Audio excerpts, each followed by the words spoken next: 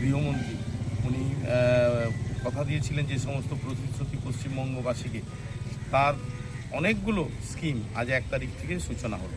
তার মধ্যে যে সরকারি বাস, আমাদের রাজ্য সরকারের যে সমস্ত বাস আছে, সেই সমস্ত বাসে মায়েদের জন্যে, বোনেদের জন্যে আজ থেকে 1 জুন আজ থেকে বিনা পয়সায় ওনারা টিকিট পাবেন। শুধু একটাই কাজ করতে হবে, ধরুন কেউ মাঝ রাস্তাতে উঠলেন, সেক্ষেত্রে কী করতে হবে, সব ক্ষেত্রেই ওনাদেরকে আধার কার্ড বা আধার কার্ড রিলেটেড যে সমস্ত কার্ড আছে তার একটা জেরক্স কপি সঙ্গে রাখতে হবে, একটা জেরক্স কপি, যে কোনো আধার কার্ড রিলেটেড, প্যান কার্ড হোক, ভোটার কার্ড হোক, যে কোনো একটা ডকুমেন্টস সেইটা রাখতে হবে এবং তার জেরক্স রাখলেই হবে, অরিজিনাল রাখতে হবে না। তা রাখলেই মায়েরা, বোনেরা বিনা পয়সায় আজ থেকে সূচনা হয়ে গেল। আমি সেই সূচনা আজ সকাল থেকে আমাদের হলদিয়া ডিপো থেকে যে সমস্ত বাস ছাড়ছে, আমাদের ডিপো ইনচার্জ উনি এসছেন, আমাকে ইনভাইট করেছেন উনি, ওনার ইনভাইটে আমি এসেছি।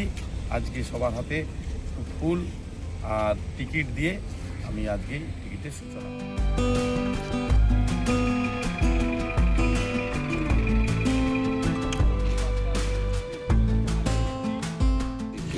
কি বলবে? অভিনন্দন নতুন সরকার এবং দাদাকে। কতটা সুবিধা হলো আপনাদের? সুবিধা তো হলোই। আমি অনেক বছর আগে তামিলনাড়ুতে ওখানে ভেলোর গেছিলাম, ওখানে দেখেছিলাম মেয়েদের এরকম ফ্রি বাস পরিষেবা আছে। ভালো লাগবে, এটা একটা নতুন উদ্যোগ। সরকারকে কি বলবেন? এভাবে মেয়েদের পাশে থাকা।